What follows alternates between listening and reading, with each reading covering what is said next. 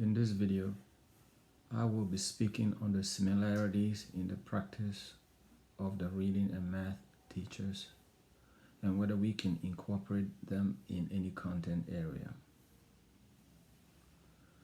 Some of the similarities I observed are oral or verbal sharing, collaboration or teamwork, engaging real-world, concrete and authentic activities, and activating background or prior knowledge. And both teachers were big on creating these similarities. And I believe we can incorporate these into any content areas. The reason I say this is because, for example, in oral sharing tends to improve communication skills. Students learn from one another depending on the size of the group. Students who are shy may open up, leading to more learning. Excuse me. Oral sharing or verbal sharing also allows for social interactions.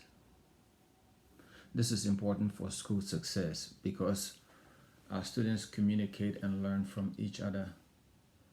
And as peer relations improve, it tends to improve school success as well. The teachers were also big on teamwork. And the reason we can incorporate teamwork into any content area is because it allows teachers to know their students individually, in a group, and how they work together as a team. It also allows the teacher to be able to make any changes that would allow for a more effective way of learning.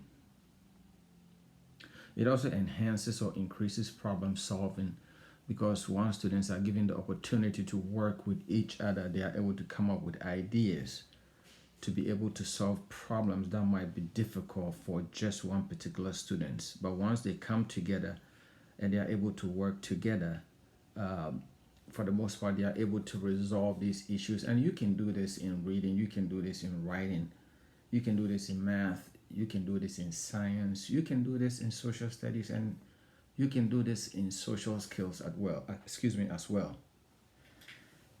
Working together also engages students, especially when they are set up well by the teacher. And I know that we are all familiar with the fact that we have to be able to set up these groups in such a way that, and the activities to make sure that the activities are not only engaging, but the student groups are set up in ways that will allow them to learn effectively. It also improves the learning environment. For example, through the teamwork, the teacher has the chance to see who is working, for example. And with technology these days, you want to see who is on their phone. In some cases, who is sleeping and who are the students that are having side conversations and not paying attention to what they should be doing and learning. The other thing that both of the teachers were big on, and I think we can incorporate that in all of our content areas, is engaging real-world, concrete, and authentic activities. What I mean by this is students learn new material and put them into practice through hands-on activities that reinforce the learning. This is important because once we allow the students to learn something new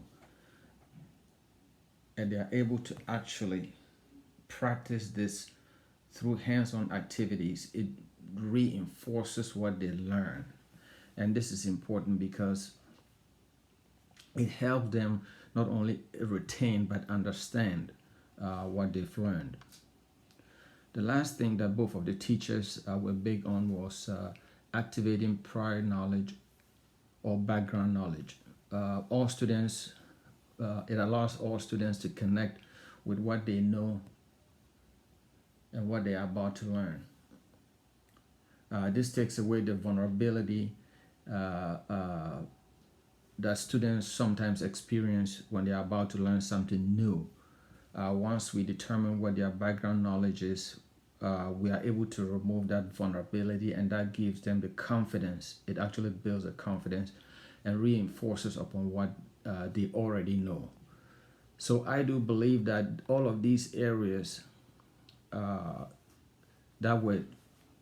I observed that were similar, that were the similarities between the math and the reading teacher, are all areas that we can incorporate into all our content areas. Thank you.